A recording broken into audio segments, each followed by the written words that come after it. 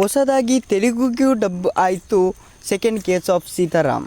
ಎಲ್ಲರಿಗೂ ಗಿರ್ಮಿ Kannada TV YouTube ಚಾನಲ್ಗೆ ಸುಸ್ವಾಗತ ಅಂತ ಹೇಳ್ತಾ ಬಿಡಿ ಶುರು ಮಾಡೋಕ್ಕಿಂತ ಮೊದಲು ಯಾರೆಲ್ಲ ನಮ್ಮ ಯೂಟ್ಯೂಬ್ ಚಾನಲ್ ಮೊದಲು ನೋಡ್ತಿದ್ರಿ ಅವರೆಲ್ಲ ಸಬ್ಸ್ಕ್ರೈಬ್ ಮಾಡ್ಕೊಳ್ಳಿ, ಮತ್ತೆಲ್ಲ ಪಕ್ಕದಲ್ಲಿರೋ ಬೆಲ್ ಐಕಾನನ್ನು ಪ್ರೆಸ್ ಮಾಡಿ.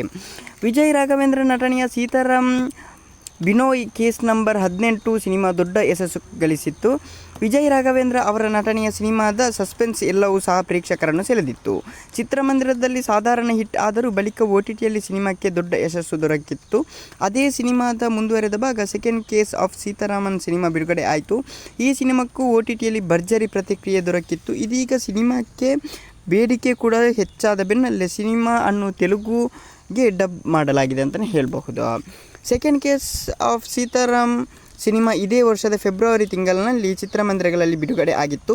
ಚಿತ್ರಮಂದಿರದಲ್ಲಿ ಕೇವಲ ಕನ್ನಡ ಭಾಷೆಯಲ್ಲಿ ಮಾತ್ರವೇ ರಿಲೀಸ್ ಆಗಿತ್ತು. ಆನಂತರ ಅಮೆಜಾನ್ ಪ್ರೈಮ್ನಲ್ಲಿ ಸಿನಿಮಾ ಬಿಡುಗಡೆ ಆಯಿತು. ಆಗ ಕನ್ನಡದ ಜೊತೆಗೆ ತಮಿಳು ಮತ್ತು ಹಿಂದಿ ಭಾಷೆಗಳಲ್ಲೂ ಸಿನಿಮಾ ಲಭ್ಯವಿತ್ತು. ಅಮೆಜಾನ್ನಲ್ಲಿ ಸಿನಿಮಾಕ್ಕೆ ಒಳ್ಳೆಯ ಪ್ರತಿಕ್ರಿಯೆ ಲಭ್ಯವಾದ ಬಳಿಕ ಇದೀಗ ಸಿನಿಮಾವನ್ನು ತೆಲುಗಿಗೂ ಡಬ್ ಮಾಡಲಾಗಿದೆ. Second case of Sitaram cinema ಇದೇ ವರ್ಷ ಫೆಬ್ರವರಿ ತಿಂಗಳಲ್ಲಿ ಬಂದಿತ್ತು. ಇಷ್ಟು ದಿನ second case Sitaram cinema Kannada, Tamil ಮತ್ತು ಹಿಂದಿ ಅಮೆಜಾನ್ ಪ್ರೈಮ್ನಲ್ಲಿ ಲಭ್ಯವಿತ್ತು. ಆದರೆ ಈಗ ತೆಲುಗು ಭಾಷೆಯಲ್ಲೂ ಸಿನಿಮಾ ವೀಕ್ಷಣೆಗೆ ಲಭ್ಯವಿದೆ.